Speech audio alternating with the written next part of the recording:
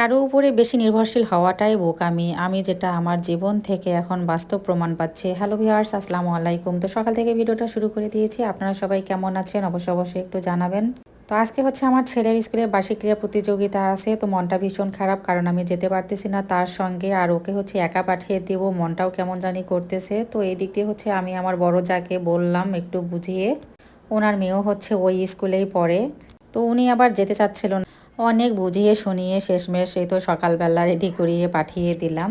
আর এদিক দিয়ে হচ্ছে এই তো আমি রান্না বান্না করতেছি। আজকে সকালবেলা হচ্ছে আগে ডিম সিদ্ধ দিয়েছি, আর এদিক দিয়ে হচ্ছে এই তো গুলানো রুটি বানিয়ে নিলাম। এই রুটিটা কিন্তু হচ্ছে বেলাবেলের কোনো ঝামেলা নেই, পানি আর লবণ দিয়ে হচ্ছে একটু পাতলা করে গুলিয়ে এই তো প্যানে হচ্ছে বানিয়েছি। আর আমি তেল ছাড়াই কিন্তু বানিয়েছি, তেল ছাড়াই রুটিটা শক্ত শক্ত একটু খেতে অনেক ভালোই লাগে, কষ্টটা হচ্ছে একটু কম হয়। আর এদিক দিয়ে হচ্ছে একটু ডিম ভাজি করলাম। তো মেয়েকেও হচ্ছে রুটি আর ডিম ভাজি খাওয়াই তো স্কুলে হচ্ছে পাঠিয়ে দিলাম ওর বড় আম্মুর সঙ্গে। আর এদিক দিয়ে হচ্ছে আমি একটার পর একটা রান্না বান্না করতে আসি, যেহেতু হচ্ছে আজকে ফ্রিজ পরিষ্কার করব আর বাসার কিছু টুকিটাকিও কাজ আছে, সামনে হচ্ছে রোজা। তো এই ভেবে হচ্ছে আজকে অনেক কাজেই গুছিয়ে নিচ্ছি। তার উপর হচ্ছে আমার হেল্পিং হ্যান্ড হালিমাসি নেই, তো বাইরেও হচ্ছে অনেক কাজ আমাকে করতে হচ্ছে। এই জন্যই শুরুতে বলেছি অন্যের উপর নির্ভরশীল হয়ে পড়াটা আসলে অনেকটাই হচ্ছে কষ্টের, এখন হাড়ে হাড়ে টের পাচ্ছি। তো উনি হচ্ছে যখন আমাদের বাসায় থাকে, তো দেখা যাচ্ছে যে গরু ছাগল হাঁস মুরগি মানে বাইরের যাবতীয় কাজগুলো উনি দেখাশোনা করে, আর এদিক দিয়ে শুধুমাত্র আমি হচ্ছে রান্না বান্না বা ঘরোয়া যে কাজগুলো সেগুলো নিয়েই ব্যস্ত থাকি।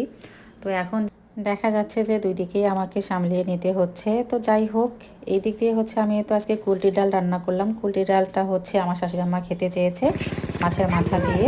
কতগুলো মাছ পেয়েছে? হ্যাঁ, এত বড় মা, তাই তো কেবল আসলো হ্যাঁ কেবল এই যে মাছ ধরতেছি, খালি ভিডিও করবেন। দেখি কত বড় ও মা, তাই তো মাছের গাজা আবার পড়ে যাবে। আরে ঢুকি না, ঢুকি এটা হ্যাঁ তাই তো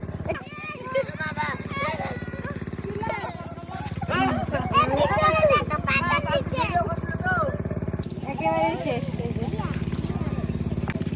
এই দেখো এই দেখো, সে মাছ তুলে ফুল পাইতেছে না, এই গর্তার মধ্যে এত মাছ কোত্থেকে আসলো? এই গর্তের মধ্যে মাছ দিয়ে পাইবার হয়ে গেছে। এই চাচা মাছ তুলে ফুল পাইতেছে না, এই গর্তের মধ্যে কত মাছ চলে আসছে গাইস, দেখেন।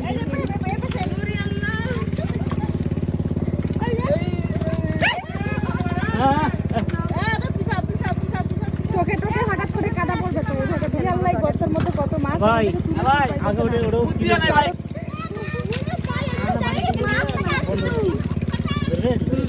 এই মাছগুলো হচ্ছে আমার জায়ের, ওরা হচ্ছে অনেক মাছ বিক্রি করে দিল আর বাকি মাছ রেখে দিল রমজান মাসে খাওয়ার জন্য, কারণ ওই পুকুরে পানি থাকে না। তো গ্রামে এভাবে মাছ মারার ভিডিওটা আপনাদের কাছে কেমন লাগলো অবশ্যই একটু কমেন্টসে জানাবেন। ভালো থাকবেন, সুস্থ থাকবেন, আল্লাহ হাফেজ।